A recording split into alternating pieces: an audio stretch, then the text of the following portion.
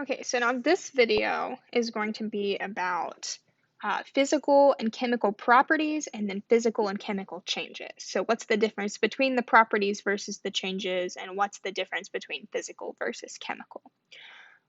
So I've got this section into 4 different sections for us, so we can talk about them all. So the first one that we're going to talk about is physical properties. Okay, now definition of physical properties are characteristics that can be determined without changing what a substance is. Okay, so it's something that you can determine about this substance without changing it into something new. You don't have to necessarily alter it to figure out this property. You can observe it without changing it into something else. So examples of this would be like color. You can look at something, you can see its color, and you don't necessarily have to do anything to observe what that color is. Things like odor. If you want to waft it, that's not necessarily going to change it. You can figure out its volume, right? Either by doing length, width, height, some sort of geometry formula, or water displacement. You can also figure out its mass. And if you have its volume and its mass, you can figure out its density. You can figure out its state. Is it a solid? Is it a liquid? Is it a gas? Then you could also have something that we maybe haven't talked about as much, like melting point, the point at which or the temperature at which it changes from a solid to a liquid, and also the boiling point, the temperature at which it changes from a liquid to a gas. Okay, so all of these properties you could observe about something without having to change it, right? If you have a log of wood, you can figure out its color, its odor, its volume, its mass, its density, its state, its melting point, and its boiling point without actually having to change the wood into something else. Okay, so on the flip side of that, we have what we call chemical properties.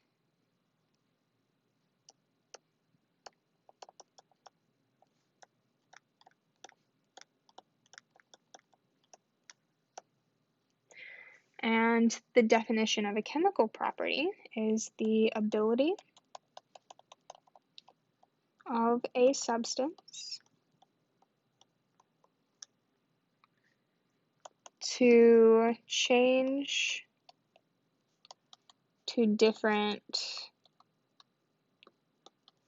substances. Okay, the ability of a substance to change to different substances. So this is a little bit different, right?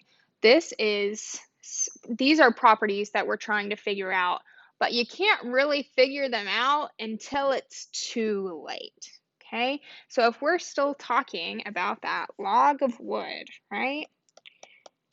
There were lots of things I could figure out without changing the wood into something else, but what if I wanted to test for flammability?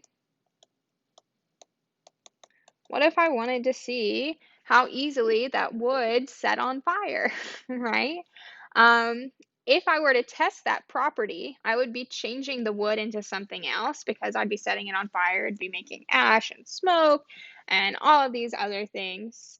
And I can't really get that wood back very easily, right? So that would be a chemical property. I can't test it out without changing it into something else. And it's a measure of it changing into something else at the same time. And the other big one is reactivity. So we know that wood is probably not very reactive, but if we had just a basic chemical or something in the lab and we wanted to test if it was reactive with something else, the only way to test that is to do it, right?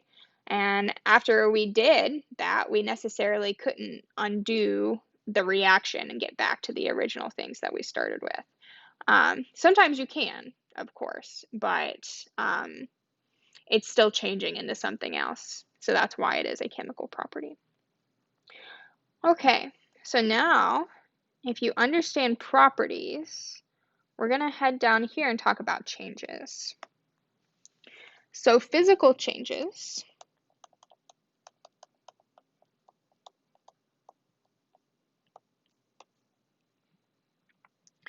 are defined as a change in form, but not chemical nature. In other words, is it made up of the same thing both before and after? Okay, so we were talking about our block of wood, right? What are some things that we could do to a block of wood that would physically change the wood, but after the change was complete, it was still wood? That would be something like cutting the wood, right? If you cut it into several pieces, those pieces are still what it once was. It's just shaped differently, okay?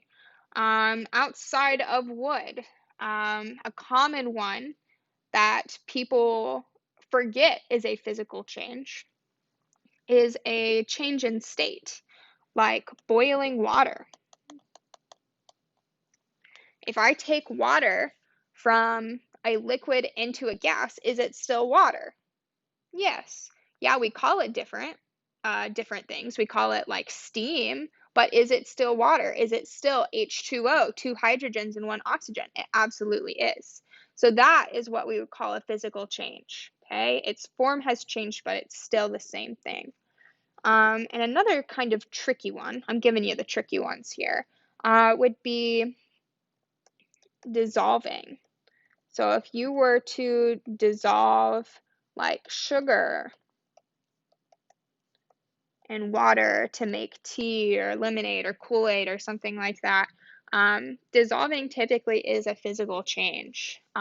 You're breaking the sugar particles up, but they still exist within the water. Okay, it's still sugar, it's still water. You could evaporate the water out of your drink and it would leave the sugar behind and it would still be the same sugar that it once was. So that those are all examples of physical changes. And you can kind of see how our physical changes kind of go hand in hand with our physical properties.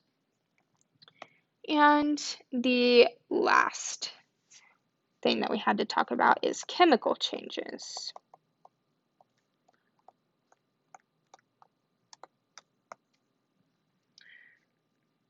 The things that are most exciting, right? So this would be a change of substance into another substance. I'm going to put here in parentheses,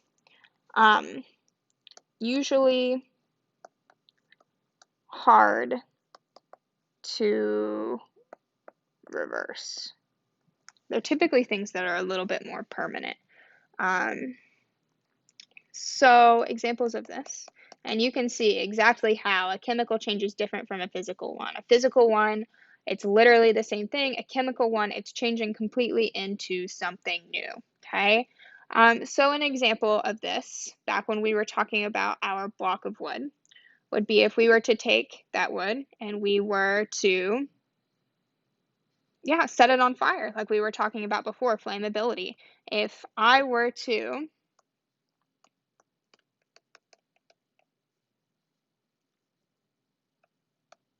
burn a piece of wood, I would chemically change that wood into something else. It produces new products. The wood is no longer wood when it's done. It's ash. It's chemically altered. And going back to that usually hard to reverse thing, is it possible for me to take this pile of ash and smoke and make it into our once nice block of wood again? No, it's not. Okay. So the usually hard to reverse is not the rule, it's just a way to help you think about it.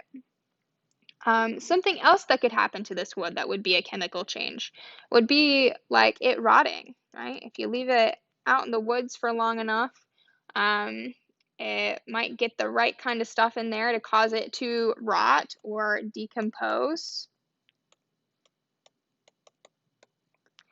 And either way, it's chemically changing it into something else, and you can't necessarily go back to where it once was.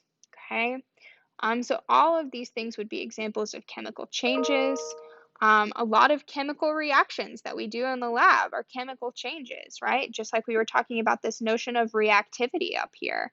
If I mix two chemicals together and they make a new product, then they're changing into new substances, right? So I hope this kind of clears things up for you on the differences between these two types of properties and two types of changes.